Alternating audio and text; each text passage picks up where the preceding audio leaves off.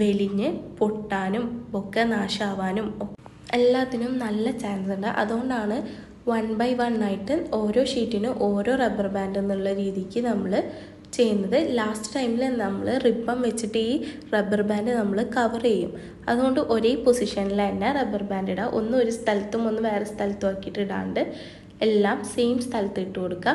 പിന്നെ നേരത്തെ ചെയ്ത പോലെ അഡ്ജസ്റ്റ് ചെയ്ത് കൊടുക്കുക. സൈഡ്സും ഫ്രണ്ടും ബാക്കും എല്ലാം അഡ്ജസ്റ്റ് ചെയ്ത് കൊടുക്കുക.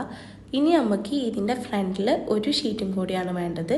അതിങ്ങനെ നമ്മളിങ്ങനെ ജസ്റ്റ് ഇങ്ങനെ നെറി പോലെ ആക്കിയിട്ട് അതിങ്ങനെ വെച്ച് കൊടുക്കുകയാണ് ചെയ്യുന്നത്.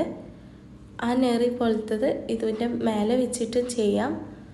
നെറി നല്ല പോലെ നമുക്ക് ഇഷ്ടമുള്ള പോലെ ഇങ്ങനെ നെറി, അത് ഫ്രണ്ടിലത്തത് നിങ്ങൾക്ക് എങ്ങനെ വേണമെങ്കിലും ഇങ്ങനെ നെറിഞ്ഞിട്ടോ അല്ലെങ്കിൽ പ്ലെയിൻ ആയിട്ടോ അങ്ങനെ വെക്കാം. നെറിഞ്ഞിട്ടാണെങ്കിൽ ഒന്നുകൂടെ രസമാണ് ഉണ്ടാവുക.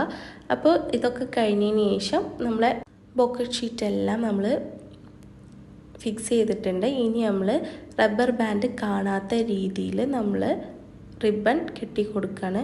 റിബൺ നോർമലി ഒരു ബോ പോലെ ഞാൻ കെട്ടി കൊടുക്കുന്നുണ്ട്. അപ്പോൾ ഇത്രയേ ഉള്ളൂ ഒരു ബൊക്കറ്റ് ചെയ്യാൻ. വളരെ എളുപ്പമാണ്.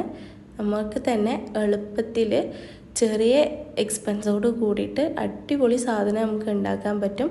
അപ്പോൾ എല്ലാവരും ചെയ്ത് നോക്കിയിട്ട് നിങ്ങളെ ക്ലാസ്സിനെ പറ്റിയുള്ള അഭിപ്രായം കാര്യങ്ങളും ചോദിക്കുക. എന്തെങ്കിലും ഡൗട്ട്സും കാര്യങ്ങളും ഉണ്ടെങ്കിൽ വാട്സപ്പ് വഴി കോൺടാക്റ്റ് ആക്കുക. അപ്പോൾ ഇത്രയേ ഉള്ളൂ. ഇനി എന്തെങ്കിലും ഡൗട്ട്സും കാര്യങ്ങളും ഉണ്ടെങ്കിൽ ചോദിക്കുക കേട്ടോ. അപ്പോൾ ലാസ്റ്റ് ഔട്ട്ലുക്ക് കണ്ടാലോ, അടിപൊളി ഔട്ട്ലുക്ക് നമുക്ക് കിട്ടിയിട്ടുണ്ട്. അപ്പോൾ ഇന്നത്തെ ക്ലാസ് ഇത്രയേ ഉള്ളൂ. Thank you. ബൈ.